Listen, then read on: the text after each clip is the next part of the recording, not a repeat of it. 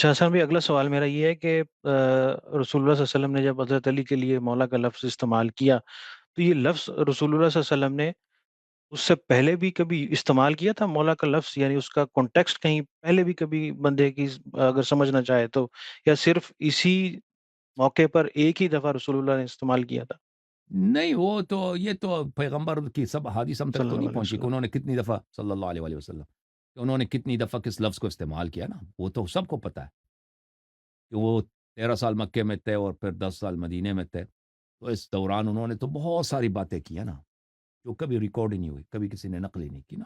وہ تو کوئی نہیں کہہ سکتا کہ انہوں نے کتنے اس لفظ کو کتنے معنی میں استعمال فرمایا اور کانٹیکس. لیکن غدیر کا اپنا جو کانٹیکس ہے وہ بہت واضح ہے. یہ جو آپ کو کہا جاتا ہے نا کہ لڑائی ہوئی تھی صحابہ میں، ناراضگی تھی، ناراضگی دور کرنے کے لیے پیغمبر صلی اللہ علیہ وسلم نے بولا، یہ سب جھوٹ ہے. ایک ضعیف حدیث بھی نہیں ہے. اتنا مشہور جھوٹ ان لوگوں نے پھیلا دیا ہے کہ بھئی نبی صلی اللہ علیہ وسلم نے صلح کرانے کے لیے، محبت بڑھانے کے لیے فرمایا، کیونکہ وہاں پہ ناراضگی پیدا ہوئی تھی. ایک ضعیف حدیث بھی نہیں ہے کہ ایسا کوئی واقعہ بھی ہوا ہے. ٹھیک ہے نا؟ تو یہ ان جی کا حسن جھوٹ بھائی، اور فراڈ ہے. جی جی جی، یہ جو سوال ہے نا حسن بھائی، یہ میرا ذاتی سوال ہے، کیونکہ میں سوال پہ ہی آتا ہوں ڈائریکٹ. وہ یہ ہے کہ سورہ بقرہ کی جو آیت ہے نا حسن بھائی، اعوذ باللہ من الشیطان الرجیم، بسم اللہ الرحمن الرحیم، ذالک الکتاب لا ریب فیہ ھدی ہوں للمتقین، اس کی ہوں پلیز آپ دوبارہ ٹرانسلیشن کر دیں. ذالک الکتاب لا ریب فیہ ھدی للمتقین. امام جی علی علیہ السلام، کتاب سے مراد امام علی علیہ السلام. امام علی علیہ السلام وہ ہیں کہ ان میں کوئی شک نہیں ہے، وہ اپنے شیعوں کے لیے، متقین کے لیے، اہل شیعوں کے لیے ہدایت. اچھا حسن بھائی، میں آپ کا بڑا احترام کرتا ہوں اور آپ کو استاد کی حیثیت میں رکھتا ہوں، جی لیکن یہ جناب. کتاب کو کیسے ریلیٹ کر سکتے ہیں حضرت علی سے؟ نہیں، ومن قبل ذالک کتاب موسیٰ. آپ دیکھیں عربی زبان میں مجاز کا باب بہت بہت وسیع ہے. مجاز کا باب، مجاز حقیقت سے زیادہ ہے، یعنی فگریٹو جی یوزج لٹرل یوزج سے زیادہ ہے. مثلا آپ ایگزیکٹلی. کہتے ہیں نا کسی عالم سے، جی کسی جی عالم سے کہتے ہیں یہ انسائکلوپیڈیا ہے، یہ علم کا انسائکلوپیڈیا ہے. یہ کہتے ہیں یہ خود انسائکلوپیڈیا ہے، سائنس میڈیکل کا انسائکلوپیڈیا ہے. حالانکہ وہ انسائکلوپیڈیا نہیں، وہ انسان ہے. ان سے کیا مراد ہے؟ یہ کیا ہے؟ یہ اس کی نالج اتنی زیادہ ہے، اس کی انفارمیشن اتنی زیادہ ہے، یہ اتنا لرنڈ ہے، معلومات اس کی اتنی زیادہ کہ ہم اس کو کہتے ہیں یہ انسائکلوپیڈیا، حالانکہ وہ کوئی کتاب نہیں ہے. ٹھیک ہے نا؟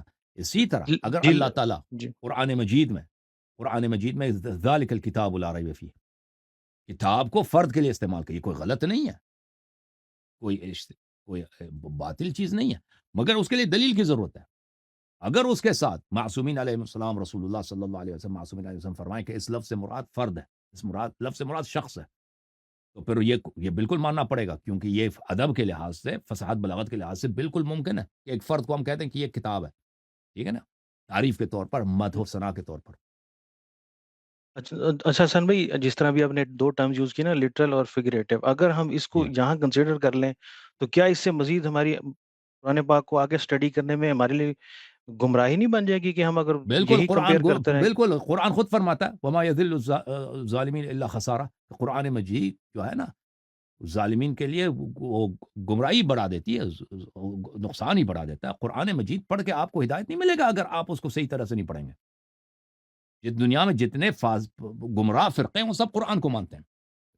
آپ مسلمانوں میں کوئی ایسا فرقہ نہیں پیدا نہیں ہوگا. یہ آپ کے قادیانی یہ بھی قرآن کی تلاوت کرتے ہیں، قرآن کو مانتے ہیں. ٹھیک ہے؟ کوئی فرقہ آپ کو نہیں ملے گا جو کہے گا ہم قرآن کو نہیں مانتے. قرآن کو مانیں گے بھی، اس کو تفسیر اپنے طور سے کریں گے نا، کیونکہ قرآن کے الفاظ ایسے ہیں کہ آپ اس کو کھینچ کے کسی بھی معنوں میں تفسیر کر سکتے ہیں. اسی لیے تو نبی صلی اللہ علیہ وسلم نے فرمایا کہ میں تمہارے درمیان چھوڑ کے جا رہا ہوں کہ اگر اس کی اتباع کرو گے کم گمراہ ہو گے. قرآن اور اہل بیت علیہ السلام اور ایک دوسرے سے کبھی الگ نہیں ہوں گے. ٹھیک ہے؟ تو قرآن کے معنی کیا ہے، قرآن میں کہاں فگریٹو ہے اور کہاں پہ فگریٹو نہیں ہے، اور اگر فگریٹو ہے تو فگریٹو سے مراد کیا ہے. ٹھیک ہے نا؟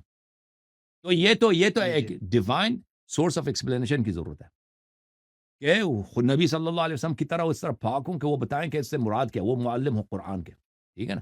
اس کے بغیر آپ بالکل نہیں سمجھ سکتے. تو قرآن کو سمجھنا کیا ممکن ہے؟ ایسے قرآن پڑھ دو قرآن آپ کو سمجھ نہیں آئے گی. قرآن صرف اور صرف، میں آپ کو گارنٹی دیتا ہوں، جو شخص صرف قرآن کو پڑھتا ہے نا، اس کی صرف حیرت میں اضافہ ہوتا ہے، اس کی صرف سرگردانی میں اضافہ ہوتا ہے، اس کی کنفیوژن میں اضافہ ہوتا ہے. کیونکہ قرآن کو اس کا مطلب کچھ بھی ہو سکتا ہے. ٹھیک ہے نا؟ اس کی جب ڈیپتھ میں جائیں گے نا، معنی کچھ کسی طرف بھی جا سکتا اور پتہ نہیں چلتا کہ کون سا معنی مراد ہے. صرف آپ کی کنفیوژن بڑھ جائے گی. صرف اور صرف قرآن اس وقت آپ کو ہدایت کر دیتا ہے جب قرآن کو، جب نبی صلی اللہ علیہ وسلم نے فرمایا کہ یہ میرے اہل بیت علیہ السلام سے کبھی جدا ہونے والی نہیں، اہل بیت قرآن سے اور قرآن اہل بیت علیہ السلام سے. تو قرآن کی تفسیر معصومین سے لینا ہے، پاکوں سے لینا ہے، جن کو اللہ تعالیٰ نے قرآن کا ساتھی بنایا، قرآن کا قرین بنایا، نبی صلی اللہ علیہ وسلم نے فرمایا. ٹھیک ہے نا، قرآن اور جی اہل جی بیت علیہ السلام. جی میں اپنی پوزیشن واضح کر دوں حسن بھائی، قادیانی تو جو ہے وہ لعنت اللہ ہے. آخری جو ہے حسن بھائی میری اس کوشچن تو نہیں ہے، ایک کوئی دعاؤں کا مجموعہ ہے جو اہل بیت اطہار سے لی ہوئی ہوں دعاؤں کا مجموعہ، اور کوئی ایک کتاب ہو آپ مجھے بتا دیں پلیز. میں نے ڈھونڈنے کی کوشش کی آپ کے لیکچرز میں. بہت سارے ہیں، بہت سارے. اقوال الاعمال ہے، مصباح المتحجد ہے، مصباح المتحجد بہت اچھی کتاب ہے. اقبال الاعمال بہت اچھی کتاب ہے. اور اس کے علاوہ ایک اور کتاب ہے مفاتیح الجنان، وہ بھی صحیح ہے، وہ بھی ٹھیک ہے. اوکے، بہت شکریہ حسن بھائی، جزاک اللہ. تھینک اللہ یو تعالیٰ آپ سر، کو اللہ اپنی آپ کو حفاظت جزائے میں خیر رکھے. دے، اللہ بہت حافظ. مہربانی. Thank you, thank you. جوم جاؤ، پرواز کرو، کیوں فخر سے سر اٹھا، کیونکہ اللہ تعالیٰ نے تمہیں انتخاب کیا. صراط حق پر صرف تم ہو، صراط ایمان پر صرف کیا، کیونکہ اللہ تعالیٰ نے تمہیں انتخاب کیا. صراط حق پر صرف تم ہو، صراط ایمان پر صرف